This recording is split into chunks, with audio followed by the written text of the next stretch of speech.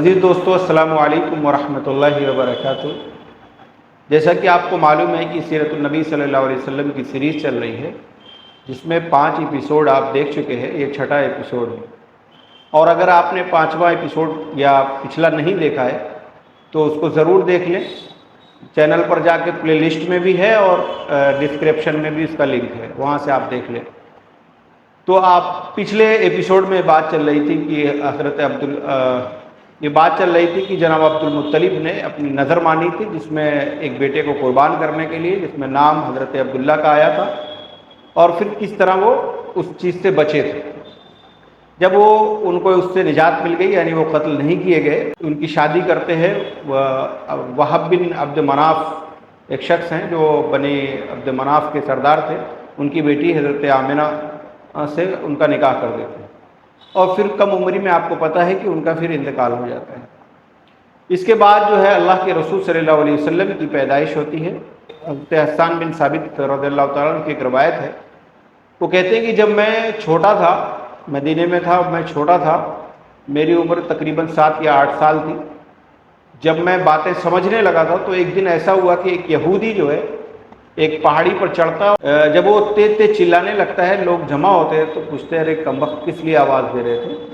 تب وہ کہتا ہے کہ جو ہے کہ احمد کا ستارہ طلوع ہو گیا ہے اور اب اس کی پیدائش ہوئی۔ تو کہتے تب میں نے یہ بات سنی تھی اور بعد میں کنفرم کیا کہ اللہ کے رسول صلی اللہ علیہ وسلم کی اسی سن میں پھر پیدائش ہوئی۔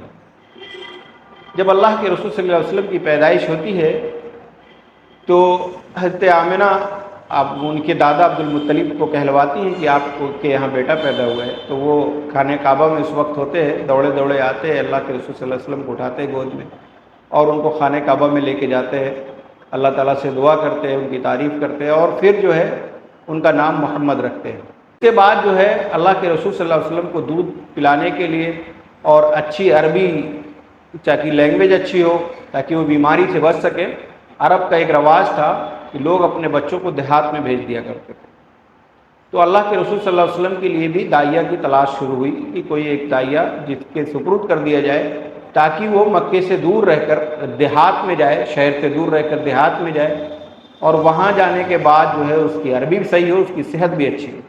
آپ جانتے ہیں چونکہ مکے میں خانہ کعبہ کی وجہ سے لوگوں کا دور دور سے آنا تھا، جب کسی شہر میں دور دور کے لوگ آتے ہیں تو ان کی زبانیں آپس میں ایکسچینج ہوتی ہیں، اس میں تبدیلی آتی ہے، تو ان کی پیور زبان نہیں رہ جاتی ہے، جس کی وجہ سے لوگ اپنے بچوں کو دیہات میں بھیجتے تھے تاکہ ان کی عربی جو ان کی مادری زبان ہے اس میں کسی طرح کی کوئی ملاوٹ نہ ہو سکے، اور دوسری یہ کہ بیماریوں سے دور رہنے کے لیے، جہاں زیادہ لوگوں کا آنا جانا ہوتا ہے آپ جانتے ہیں وہاں وبا زیادہ پھیلتی ہے۔ تو اللہ کے رسول صلی اللہ علیہ وسلم کو بھی اسی طرح سے بھیجا گیا۔ اس کا قصہ بڑا دلچسپ ہے، میں وہ آپ کو شیئر کروں کہ کس طرح اللہ کے رسول صلی اللہ علیہ وسلم کو ایک دودھ پلانے والی کو دیا گیا۔ بنی سعد بن بکر کی ایک خاتون جن کا نام حلیمہ بنت ابی ذؤیب تھا، جن کو اللہ کے رسول صلی اللہ علیہ وسلم کو جن کے سپرد کیا گیا تھا، ان کی زبانی ایک وہ بیان کرتی کہ میں کیسے اللہ کے رسول صلی اللہ علیہ وسلم کو لے کر آئی، ان کو دودھ پلایا۔ وہ ایک زبردست دلچسپ واقعہ ہے، وہ میں آپ کو بتاتا ہوں۔ وہ کہتی ہیں کہ جب ہم اپنے قبیلے سے نکلتے ہیں کسی بچے کو لینے کے لیے تو ہمارے ساتھ ڈھیر ساری عورتیں ہوتی ہیں، میں اپنی اونٹنی پر سوار ہوتی ہوں، اور میری اونٹنی جو ہے اس وقت قحط کا زمانہ ہوتا ہے، میری اونٹنی بہت ہی لاغر اور کمزور ہوتی ہے۔ میں جب وہاں سے چلتی ہوں تو میرے ساتھ جو ہے جو میرے ساتھی ہوتے قبیلے کے لوگ، وہ سب لوگ جو ہے آگے نکل جاتے ہیں اور میں پیچھے رہ جاتی ہوں۔ میں ان کو بار بار کہتی ہوں کہ میری وجہ سے تھوڑا سلو چلو، لیکن وہ لوگ کہتے ہیں کہ بھائی کتنا سلو چلیں، آپ کی جو ہے اونٹنی اتنا سلو چل رہی، اتنی لاغر ہے تو ہم کتنا انتظار کریں۔ تو کہتی ہے کہ میں خیر پیچھے پیچھے رہی، اور میری اونٹنی بہت انتہائی لاغر اور کمزور تھی، اور میرا بچہ اس وقت میرے گود میں ایک بچہ تھا جس کو میری چھاتی میں دودھ بالکل نہیں تھا، تو اور بھی پیاس سے تڑپ رہا تھا، بھوک سے، میں اس کو سلا نہیں پاتی اور رات رات بھر روتا رہتا، جس کے چلتے میں دھیرے دھیرے قافلے سے پیچھے ہوتی۔ نتیجتاً میں 2-1 روز بعد جو ہے وہاں پہنچی مکہ۔ تو جب میں پہنچی ہوں اور معلوم کیا کہ جس کے گھر بچہ پیدا ہوا ہے ان کے گھر جاؤں گود لوں، تو میں سب کے گھر گئی اور سب کے گھر یہی جواب ملا کہ ارے ایک آئی تھی وہ لے کے چلی گئی، ایک آئی تھی لے کے چلی گئی۔ پھر میں اللہ کے رسول صلی اللہ علیہ وسلم کی امی کے پاس گئی اور میں نے دیکھا تو ان کے پاس بچہ ہے. میں نے ان سے کہا، انہوں نے کہا لیکن اس بچے کے باپ نہیں، یہ بچہ یتیم ہے.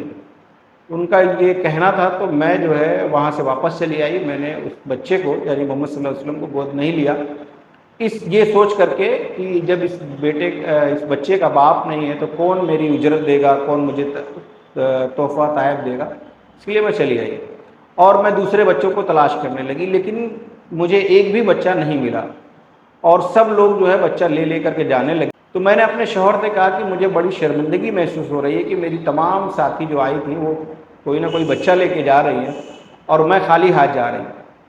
تو میں جا کر کے اسی یتیم بچے کو لے لیتی ہوں، ہو سکتا ہے جو ہے وہی میرے لیے فائدہ مند ہو. تو ان کے شوہر نے کہا کہ لے لیجئے، بے شک ہو سکتا ہے اللہ تعالیٰ انہی میں ہم لوگوں کے لیے برکت ڈال دے. تو وہ جاتی ہیں اور اس بچے یعنی محمد صلی اللہ علیہ وسلم کو ان کی والدہ سے لیتی ہیں. اور ان کا کہنا ہے کہ جب میں لے کر کے اپنے جو ان کا اپنا حجرہ کمرہ یا جو بھی بنایا رہا ہوگا جہاں پڑاؤ ڈالا رہا ہوگا، جب وہاں پہنچتی ہوں میں، وہاں پہنچتے ہی میرے چھاتی میرے سینے میں اللہ تعالیٰ دودھ دے دیتے ہیں اور میں اس بچے یعنی محمد صلی اللہ علیہ وسلم کو دودھ پلاتی ہوں. وہ خوب سیر ہو کر پیتے ہیں. اس کے بعد پھر میرا بیٹا وہ بھی دودھ پیتا ہے اور سو جاتا ہے.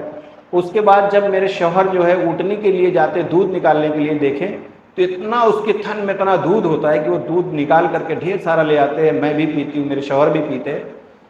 میں پہلے ہی دن سے جس دن اللہ کے رسول صلی اللہ علیہ وسلم کو اپنی گود میں لیتے ہوں برکات دیکھنا شروع ہو جاتی ہوں.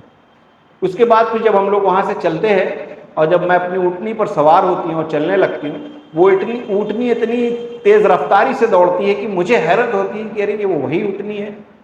اور جب میں اپنے ساتھی قافلوں والے کے قریب پہنچتی ہوں اور میری اونٹنی کی رفتار بالکل تیز رہتی ہے، کم ہی نہیں ہوتی ہے، تو وہ لوگ کہتے ہیں کہ جو ہے ارے ابو ذؤیب کی بیٹی کیا تم اسی اونٹنی پر سوار ہو جو آتے وقت؟ وہ کہتے ہیں ہاں باخدا میں اسی اونٹنی پہ سوار ہوں. تو کہتے ہیں ذرا دھیرے چلو. بولے یہ دھیرے چل ہی نہیں رہی ہے، تو بڑی تیز رفتاری سے بھاگ رہی ہے. بہرحال وہ بہت جلدی پہنچ جاتے ہیں گھر پر. اور جب پہنچتے ہیں تو وہ طرح طرح کی برکات جو ہے اللہ کے رسول صلی اللہ علیہ وسلم کی وجہ سے دیکھتے ہیں اپنے گھر پر.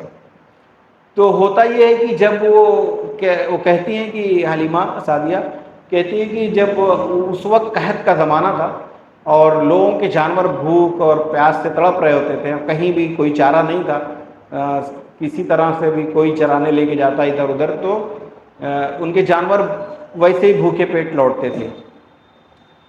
تو میں جب اپنے بکریوں کو بھیجتی تھی اور میرا جو چرواہا لے کے جاتا تھا اس کو چرانے کے لیے، تو جب بھی وہ واپس آتا تو میری بکریوں میں ایک دم تھن میں دودھ بھرا رہتا. اتنا ہم لوگ خوب پیتے، خوب سیر ہو کر کے اچھے سے کھاتے پیتے. تو کچھ دنوں میں لوگ کہنے لگے، اپنے اپنے چرواہے کو ڈانٹنے لگے، یار تم لوگ کہاں لے کے جاتے ہو بکری چرانے؟ جہاں ابو ذؤیب کی بیٹی کا چرواہا جاتا ہے وہاں تم لوگ لے کے جایا کرو. وہ دیکھو خوب چرا، وہ لوگ لے کے آتے وہاں چراتے جہاں میرا چرواہا چراتا، تو بھی ان کے تھنوں میں دودھ نہیں آتا، لیکن میری بکریوں میں دودھ ایک دم بھرا رہتا ہے. تو یہ سب برکات جو اللہ کے رسول صلی اللہ علیہ وسلم کی میں دیکھتی تھی. اس کے بعد جب اللہ کے رسول صلی اللہ علیہ وسلم 2 سال کے ہو گئے تو میں ان کو لے کر کے ان کی والدہ کے پاس آتی ہوں اور میرا دل نہیں چاہتا کہ میں ان کو واپس کروں. میں ان سے کہتی ہوں کہ میں اپنے اس بیٹے کو یعنی محمد صلی اللہ علیہ وسلم کو واپس لے جانا چاہتی ہوں. تو پوچھتی کیوں؟ تو کہتی ہیں کہ ابھی جو ہے مکے میں وبا پھیلی ہوئی ہے اس کے لیے، اور جو ہے تھوڑا دن اور میں اس کو رکھ لوں اور یہ کر لوں تھوڑا اور صحت مند ہو جائے گا اور اچھا ہو جائے گا تو پھر میں جو ہے واپس لے کے آؤں گی. تو ان کی والدہ محترمہ نہیں دیتی ہیں، لیکن پھر وہ بضد ہو جاتی ہیں تو کہتی ہیں اچھا ٹھیک ہے لے کے جاؤ. پھر ہم لے کے آتے ہیں اور بہت ہی زیادہ برکت اور بہت زیادہ جو ہے ہر طرح کا سکون ان کی وجہ سے ہم کو میسر رہتا ہے. ہمارے بچے بھی ان کے، جب میرا بچہ ہوتا ہے وہ بھی ان کے ساتھ بہت خوش ہوتا ہے. تو ایک دن ایک حادثہ ہو جاتا ہے. حادثہ کیا ہوتا ہے کہ میرا بیٹا دوڑ کر آتا ہے اور مجھ سے کہتا ہے کہ امی وہ جو میرا قریشی بھائی ہے نا اس کو 2 لوگ مار رہے ہیں، اس کا پیٹ پھاڑ دیے، اس کو مار رہے ہیں.